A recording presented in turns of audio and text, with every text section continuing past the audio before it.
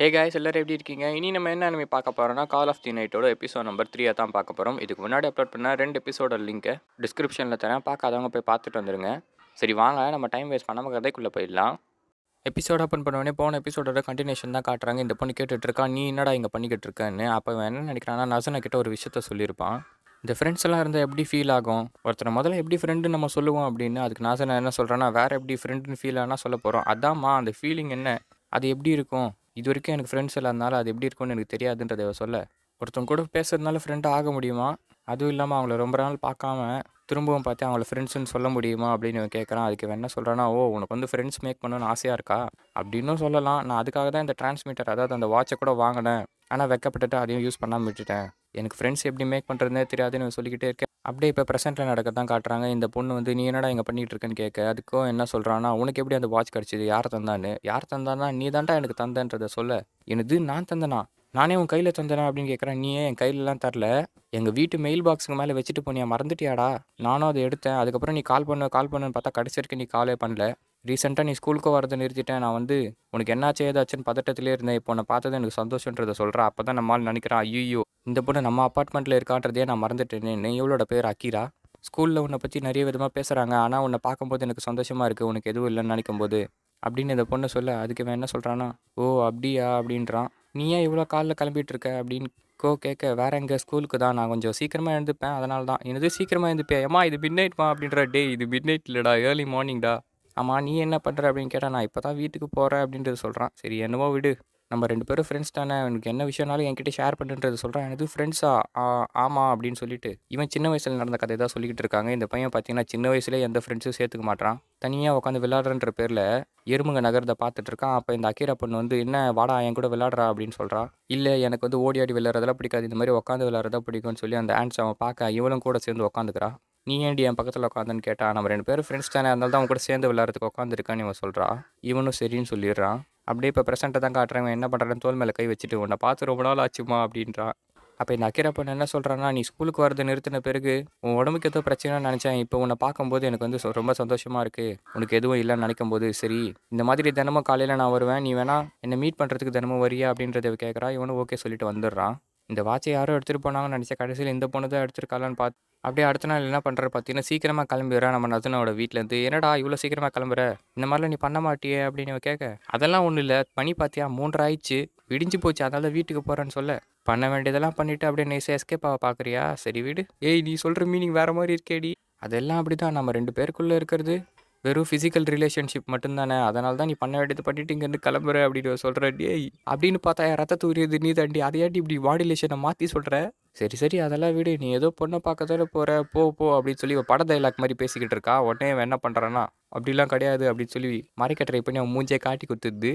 எனது உண்மையாகவே வாடா, நீ ஏதோ பொண்ணை பார்க்க போறியா அப்படின்னு நான் கேட்க, அதெல்லாம் ஒன்றும் இல்லை, நீ நினைக்கிற மாதிரி எதுவும் இல்லை, நீ எதுவும் தப்பாக நினச்சிக்காத, நான் அங்கேருந்து ஓடிடுறான். அந்த அக்கீரா பொண்ணு பார்த்தீங்கன்னா எப்பயும் போல வெடிக்கால ஸ்கூலுக்கு கிளம்பி தான் போய்கிட்டு இருக்கான். இவன் பார்த்து ஹாய் காட்டுறான். இவளை பார்க்கணுன்றதுக்காக வேகமாக ஓடி வந்திருக்கான். என்னடா இவ்வளோ மூச்சு வாங்குது, என்னை பார்க்கணும் நான் ஓடி வந்தேன்னு இவன் கேட்க, ஆமான்னு சொல்லிட்டு 2 பேரும் அப்படியே போய் பார்க்கில் தான் உட்காடுறாங்க.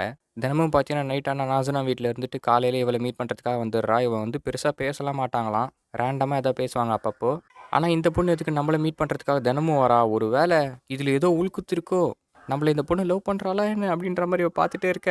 என் கூட இப்படி நேரத்தை கழிக்கிறது உனக்கு என்ஜாயிங்காக இருக்கான்னு கேட்குறான். அதுக்கு அவன் என்ன சொல்கிறான்னா, உனக்கு எப்படின்லாம் தெரியல, எனக்கு உன் கூட இந்த மாதிரி இருக்கும்போது ஜாலியாக தான் இருக்குன்றதை சொல்கிறான். இவன் இப்படியே பேசிக்கிட்டே இருக்க, தூரத்தில் யாரோ நின்று பார்க்குறாங்க, வேறு யாரும் இல்லை நம்ம நாசனா தான். ஐயோ இவன் எங்கடா இங்கே பண்ணிகிட்டு இருக்கா அப்படின்ற மாதிரி பார்க்க, அவன் பார்த்தீங்கன்னா பொறுமையாக முன்னாடி வரா. ஐயோ நம்மளை பார்த்து கோவப்பட்டு ஏதாவது திட்ட போகிறாளேன்னு யோசிச்சுக்கிட்டே இருக்க. கை வச்சு என்ன பண்ணுறான்னா, என்னடா இங்கே பண்ணிக்கிட்டு இருக்க பொண்ணு கூட, காலாங்காத்தாலே வா அப்படின்றா. ஏய் இன்னடி காலாங்காத்தாலே, நீ என்னடி டிஃப்ரெண்ட் மீனிங்கில் பேசிக்கிட்டு இருக்க நீ கத்த. டே உனக்கு இந்த பொண்ணு தெரியுமாடா நான் அக்கீரா கேட்குறா. அதுக்கு என்ன சொல்கிறானா, ஆமாம் தெரியுன்றா.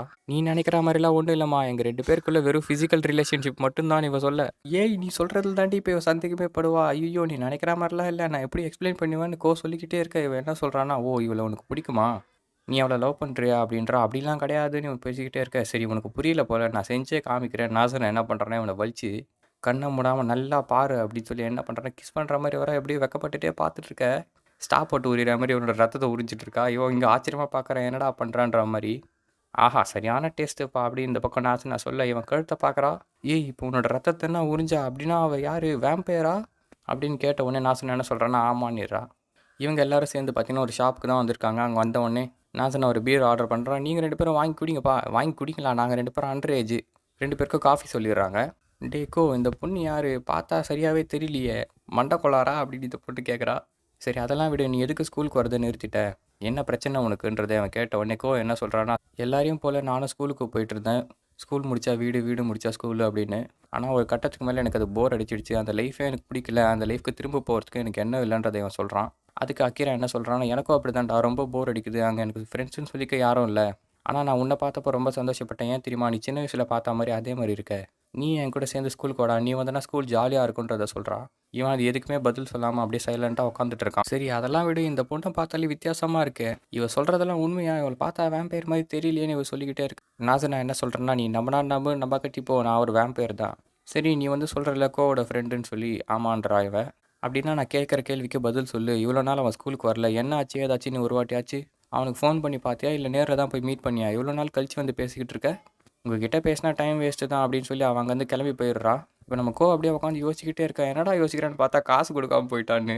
உடனே என்ன பண்ணுறான், அவளுக்கும் சேர்த்து இவன் காசு வச்சுட்டு நான் இங்கேருந்து கிளம்புறேன்னு சொல்லி அப்படியே ஓட ஆரம்பிக்கிறான். நாசன் பின்னாடி தான் நடந்து போயிட்டுருக்கா, இவன் எதுவுமே பேசாமல் நடந்து போயிட்டுருக்கா.